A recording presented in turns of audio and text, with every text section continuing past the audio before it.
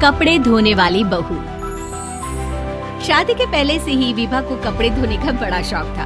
कभी नल के नीचे तो कभी तालाब के पास। अरे मेरी नीली वाली लुंगी नहीं दिख रही है। विभा की अम्मा कहाँ रखी है लुंगी? अरे वो तो विभा ने परसों ही धोकर रखी थी आपकी अलमारी में। देखो वहीं होगी। वो ना मैंने आज धो दी, मुझे लगा कि गंदी हो गई होगी। अरे कैसे गंदी हो गई थी? उसे तो मैंने पहना भी नहीं। हे भगवान, इस लड़की के कपड़े धोने की आदत से परेशान हो गया हूँ मैं। जितना तो घर में राशन नहीं आता, उससे कहीं ज्यादा डिटर्जेंट पाउडर का खर्चा है। इसकी शादी करवा दो, शादी। जाए अपने घर में ही करे काम, फिर चाहे घर के कपड़े धोने हो या पूरे गांव के। हाँ ठीक बोल रही हो, देखता हूँ मैं कोई लड़का। वो दिन भी आ जाता है जब विभा को देखने लड़के वाले आ जाते हैं। लड़की मुझे अच्छी लगी। होने वाली सास कहती है, बेटी अगर कुछ पूछना है तो पूछ लो। वैसे तो हमारी लड़की बहुत ही शर्मीली है, जो बोल दो वो मान लेती है, इसे क्या पूछना होगा। अरे कैसी बात कर रही हो माँ, मुझे इन लोगों के घर रहना है, सवाल तो कई है। हाँ हाँ बेटा पूछ लो ना, क्या पूछना है। आप लोगों के घर कपड़े कौन धोता है? सास का मुंह बन जाता है। देखो अगर तुम ये कहना चाहती हो कि तुम्हें कपड़े धोने नहीं आते तो सुन लो, कपड़े मैं ही धोती हूँ, लेकिन तुम्हारे आ जाने के बाद मैं रुमाल तक नहीं धोऊंगी। अरे चुप रहना भाग्यवान, बहू बेचारी घर आई नहीं, उसे डराना शुरू कर दिया।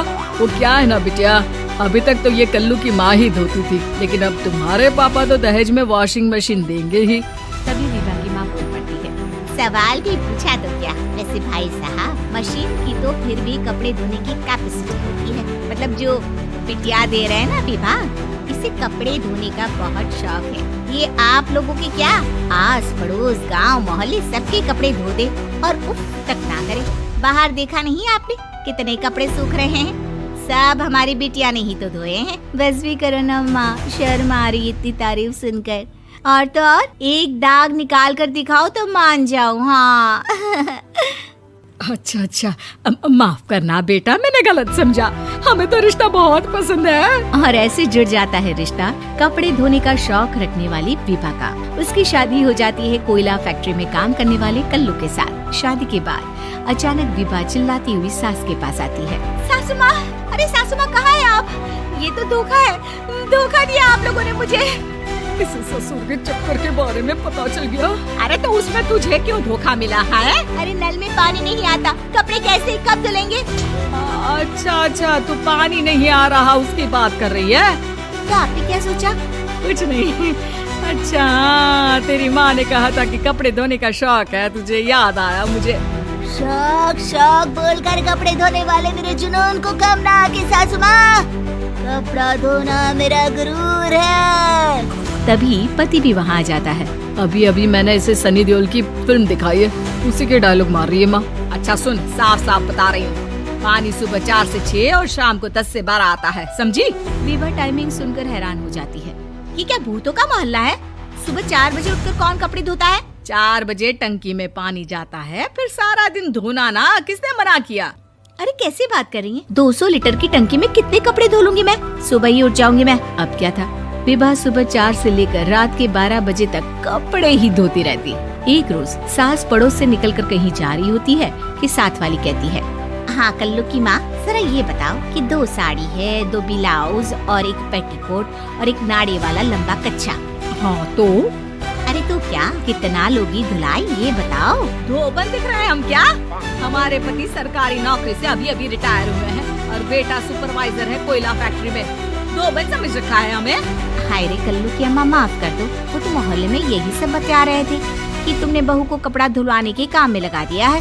सास को पड़ोसन की बात सुनकर गुस्सा आ जाता है। वो घर पहुंचती है जहां घर के बाहर ही इतने सारे कपड़े सूख रहे होते हैं जितने कि किसी धोबन के घर पर। अरे ओ कल्लू की दुल्हन, बाहर निकल। माँ जी यहीं आ जाओ, बाथरूम में चादर धो रहे हैं हम। अरे अभी हम धोते हैं, तुमको बाहर निकलो। ये आस पड़ोस वाले बोल रहे हैं कि हम बहू से कपड़े धुलवा कर उसे कपड़ा धोने वाली बना दिए हैं। अरे छोड़ो ना माँ जी, किन लोगों की बातों में आती हो? आस पास के लोगों का तो काम ही होता है कि वो किसी तरह सास बहू को लड़ा दे। बहू सारे घर के कपड़े धोती है, ये क्या कम है? बोलिए। सास को भी लग जाता है कि वो बहू का ये संकीपन नहीं छुड़वा सकती, इससे अच्छा है कि खुद ही चुप हो जाए। एक रोज सास और बहू मंदिर जाते हैं, जहाँ सास की साड़ी वहाँ खड़ी भीख मांगने वाली से मिलती है। माँ जी क्या बात है? आप आपकी साड़ी उस भिखारन से कितनी मिल रही है ना? हाँ हाँ देखो तो दोनों की साड़ी मिल रही है। क्या बात है कल्लू की अम्मा, तुम खुद को तो अफसर की बीवी बताती हो और ऐसी सिंपल सी प्लेन साड़ी पहन कर घूमती हो। सिंपल और प्लेन नहीं है ये साड़ी। तो क्या सोने के धागे से फूल बने हैं? कुछ भी सासू माँ, कुछ भी। हाँ बने थे इस साड़ी में सोने के धागे से फूल।